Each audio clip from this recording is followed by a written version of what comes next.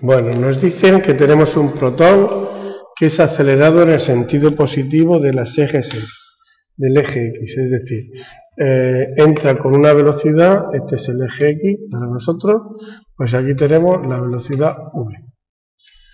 Velocidad que tiene un valor de 10 elevado a 5 y metros partido por segundo. Y en ese momento entra en un espectrómetro, es decir, se encuentra con un campo magnético perpendicular a lo largo del eje Z, vector unitario K. Aquí tenemos el campo magnético B. Por lo tanto, son perpendiculares. Campo magnético B igual a 0,01 K teslas. Pues nos está diciendo que obtengamos la fuerza que actúa en vector, que actúa sobre el protón en el espectrómetro. Pues aquí tendríamos la fuerza magnética de valor Q por el producto V por B. Como la carga es la carga del protón, tendríamos 1,6 por 10 elevado a menos 19 positivas. Tendríamos que multiplicar 10 elevado a 5i por 0,01 K. Cuando hagamos esta operación nos da lo siguiente: el 1,6 por 10 elevado a menos 19 por 10 elevado a 5 por 10 elevado a menos 2 es 10 elevado a 3. E I por K, si llevamos I, que es eje X, sobre K, que es eje Z, veremos que el sacacorchos, si lo llevamos en ese sentido, iría hacia abajo, es decir, iría hacia el sentido negativo del eje Y, por lo tanto sería J, sentido J negativo. Es decir, cuando hagamos esta operación de aquí, tendríamos 1,6 negativa menos 1,6 por 10 elevado a menos 16J newton. Y este sería el valor de la fuerza que actúa. Es decir, en nuestro caso, tendríamos que si representamos por una flecha azul la fuerza que está actuando, esta sería la fuerza que actúa a lo largo del eje Y. Este sería el eje Y y por lo tanto tendríamos que actúa hacia las sigues negativas. Bien, pues ahora nos piden que calculemos la diferencia de potencial que fue necesaria para acelerar el protón desde 0 hasta los 10 elevado a 5 metros antes de entrar en el espectrofotómetro. Bien, para resolver este apartado B, tenemos que recordar que el trabajo que realiza el campo es igual al producto de Q por la diferencia de potencial, y esto es igual a la variación de energía cinética según el teorema de las fuerzas libres, es decir, energía cinética final menos energía cinética inicial, que como partía del reposo valía 0. Pues bien, si de aquí despejamos V sub A menos V sub B como un medio de la masa, tendríamos aquí un medio de la masa por la velocidad al cuadrado y partido por Q. Si le damos valores, tendríamos para la masa 9,1 por 10 elevado a menos 31, que es la masa, no está diciendo protón, luego tendríamos que utilizar la masa del protón, y la masa del protón no es esa. Hemos puesto la masa del electrón. Estamos hablando en el apartado B,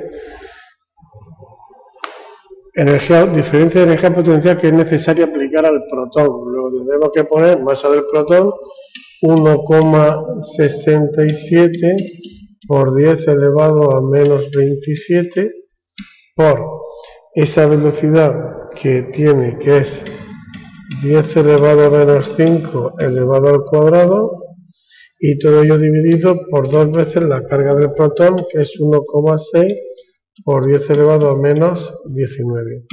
Y eso da como resultado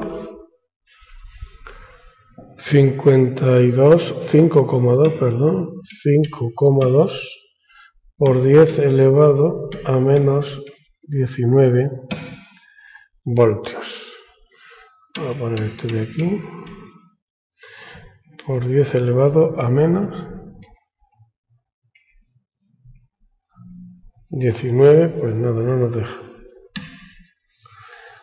Tendríamos de aquí 19. Pinchamos, lo ponemos aquí. Voltios.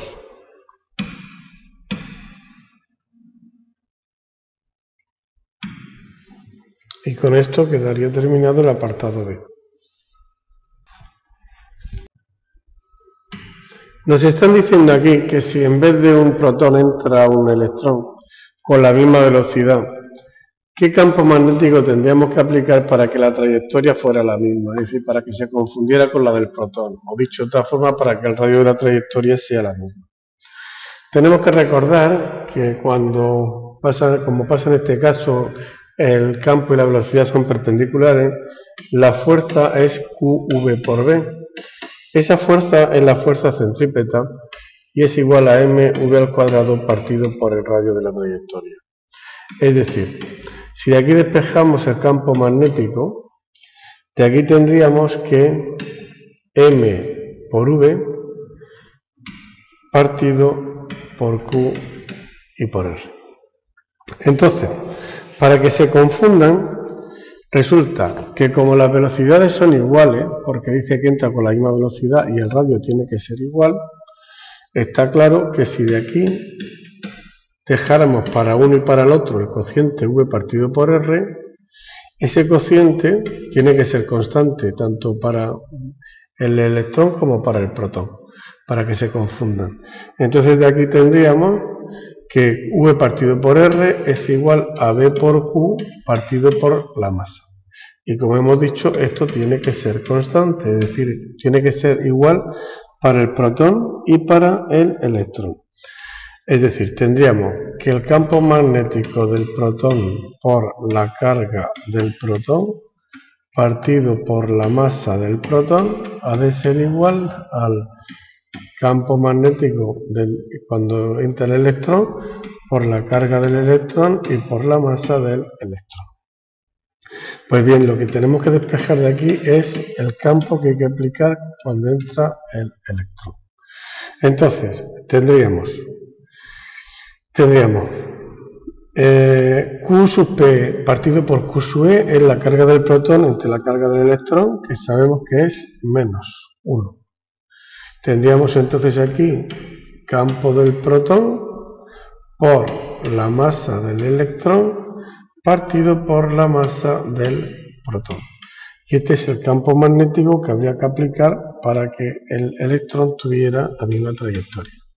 Es decir, si el B sub P lo hemos visto antes, que daba 0, es un dato que nos da, que vale 0,1, pues sería 0,1. Ponemos aquí 0,01. Y además, tendríamos que multiplicar, todo eso en dirección K, 0,01 dirección K, por la masa del electrón, que es 9,1 por 10 elevado a menos 31, y dividido por la masa del protón, que es 1,67 por 10 elevado a menos 27. Y todo eso, estos son teslas. Pues bien, si resolvemos todos esos valores, nos daría un valor para el campo magnético de menos 5,45 por 10 elevado a menos 6 K teslas. Ese es el campo que habría que aplicar para que siempre un electrón tuviera la misma trayectoria que la del protón.